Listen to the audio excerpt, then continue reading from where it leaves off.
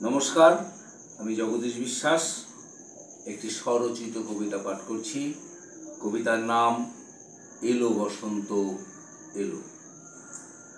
বসন্ত এলো বুঝি মনে লাগে দোলা, যারে আমি ভালোবাসি যায় না খুব বলা।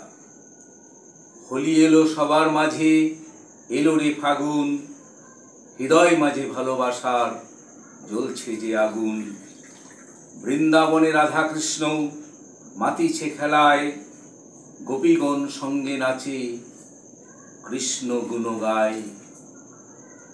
খেলছে হোলি নরনারী মনের আনন্দে, দুহাত তুলে করতালে নাচে কীর্তন সঙ্গে। রং দোলে মায়াপুরে হয় আবির খেলা, দেশ বিদেশের ভক্ত আসে হয় যে মিলন মেলা।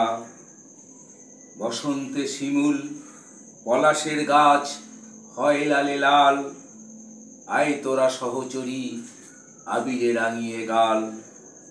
পিচকারি নিয়ে হাতে রাস্তার দুধারে, শিশুরা ছুটছে দেখো রং দেবে কে কারে।